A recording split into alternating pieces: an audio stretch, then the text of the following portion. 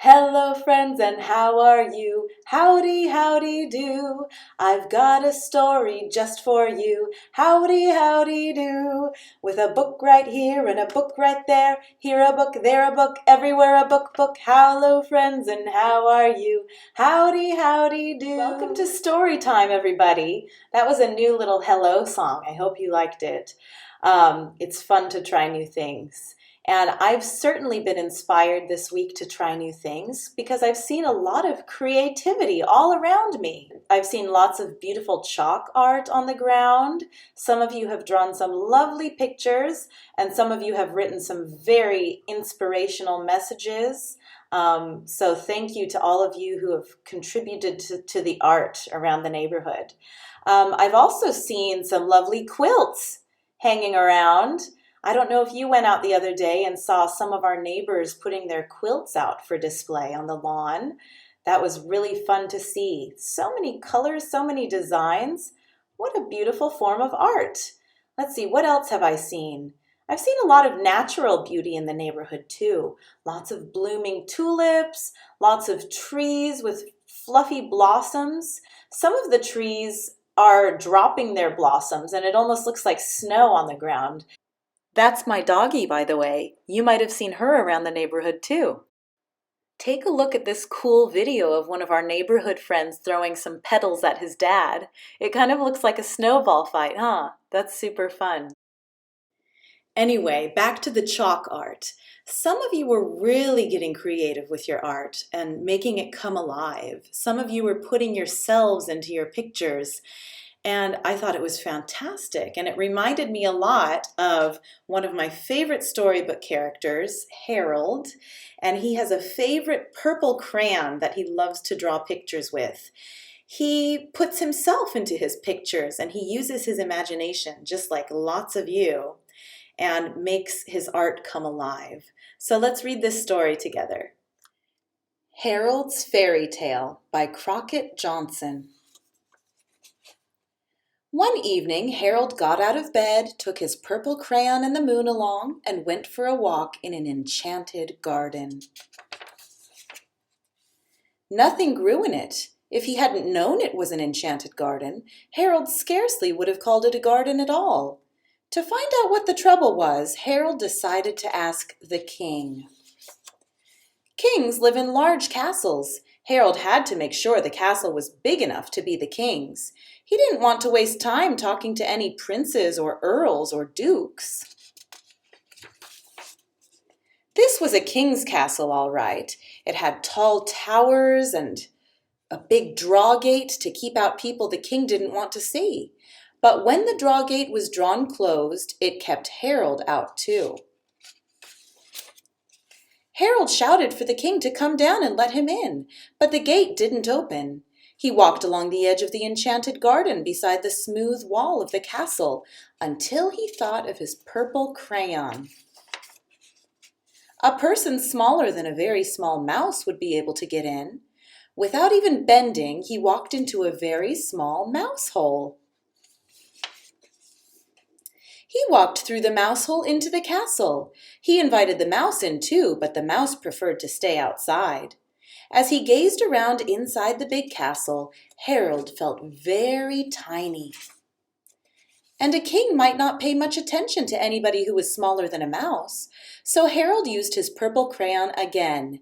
He made sure he was as tall as 4.5 steps of stairs, his usual height. Then he climbed up the stairs looking for the king.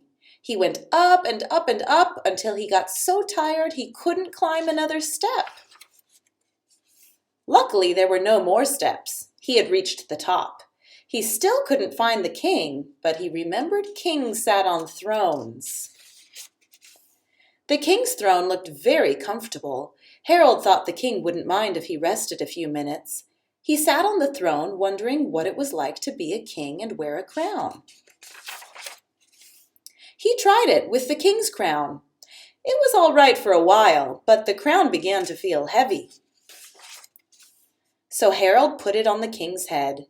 As he thanked the king for the loan of the crown, he noticed the king looked sad, no doubt because of the garden. He asked the king if the trouble was due to a witch or a giant. The king couldn't say which. He looked sad and helpless. Evidently, the giant or witch, if the king couldn't tell which it was invisible. But Harold told the king not to worry.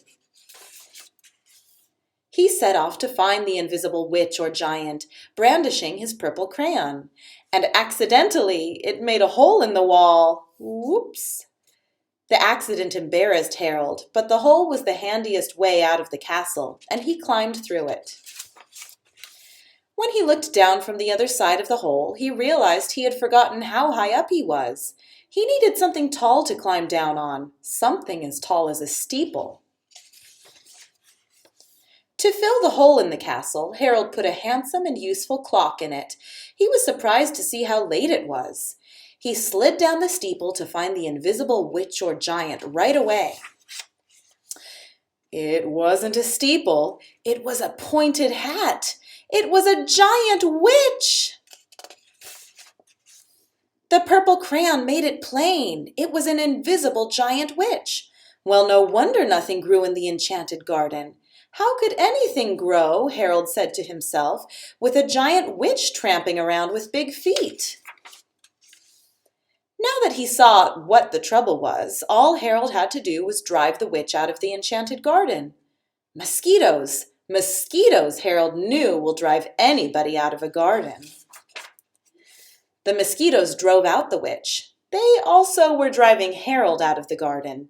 He had to make smoke to get rid of the mosquitoes. And he had once heard somebody say that where there's smoke, there must be fire. To put out the fire, he first thought of fire engines, but he decided to make it rain. Rain was easier. The rain soaked everything, Harold too, but he said it's good for the flowers. He was right. Soon there were flowers. Beautiful flowers popped up all over the enchanted garden, more than Harold was able to count, all in gorgeous bloom. Harold thought how delighted and happy the king would be when he looked out from the castle in the morning. And then, amazingly, the last flower turned out to be not a flower at all, but a lovely fairy. She held out her magic wand as fairies always do when they're giving somebody wishes that will come true. Harold couldn't think of a thing to wish for, but to be polite, he took one wish and told the fairy he'd use it later. Besides, Harold thought, as he started on his long walk home, a wish might come in handy sometime. After all the excitement, he suddenly felt tired, and he stopped to rest a while.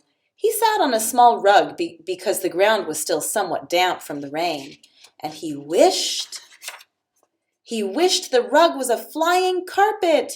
At once, Harold felt it rise in the air. It flew fast and high. But when it went so fast it left the moon behind, Harold realized he didn't know how to stop the carpet or even slow it down. He wished he'd taken 2 wishes from the fairy so he could wish the flying carpet would land. But he did have his purple crayon. He landed the flying carpet in his living room, right behind the high-backed chair his mother sat in knitting. And he asked her to read him a story before he went to bed. The end.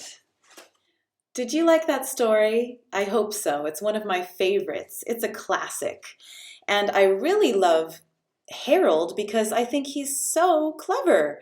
He has a lot of problems that come up when he's drawing his pictures, but he always finds a way out of his problems by using his imagination. So, for example, to get out of the castle, he drew a steeple, but whoops, it ended up being a witch. But he ended up drawing some mosquitoes later to get rid of the witch. But uh-oh, the mosquitoes ended up bothering him too. But he found a way to get rid of the mosquitoes, and he's always using his mind and his art and his creativity to find solutions to his problems. I love that about him. And at the very, very end, he draws the chair in his living room so that his carpet can land right where it needs to be. So good job, Harold. You're very inspirational. Harold inspired me so much that I wanted to make my own story. So I grabbed my purple crayon and I drew a little friend named Sally. She's saying hello.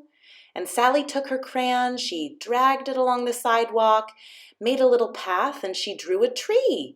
And the tree had lovely pink blossoms, just like the ones in our neighborhood. And they fell to the ground, and they looked like snow. In fact, she drew a whole hill made out of those snowy, flowery blossoms. And she drew a little boy going on a sled down the hill. The girl was helping the world stay healthy by taking a break from playing with her friends and going to school, so she was kind of lonely. She decided that the boy she drew would be the perfect friend for her. They made a snowman together out of those flowery, snowy blossoms. The end. So that was my little story. That was fun to do. My son helped me use a program on his iPad to make the drawings for that. And I know you could do something like that too on your own. You could grab your favorite purple crayon or your favorite blue crayon or whatever is your favorite color and draw some pictures of your own and make up your own story to go with it. That would be a lot of fun. And if you ever get tired of making your own art, you could always look at the art of others, specifically famous artists. Many museums are closed now because people are trying to be safe during this coronavirus time. But some museums you can get on their website and you can look at their collections. It's almost like you're taking a walk through the museum. Here are some nice paintings. You can find out more information about them, and it's really fun. My daughter and I also took a look at some famous paintings and we tried to recreate them ourselves. So like the picture in the top shows a nice still life. It has some apples, some vases, and we found some items around our house to make the same picture. There it is on the bottom. Here's a picture of her trying to recreate this painting of a woman with her dog. I think it's pretty good, right? And then here comes another picture of a girl with her dog.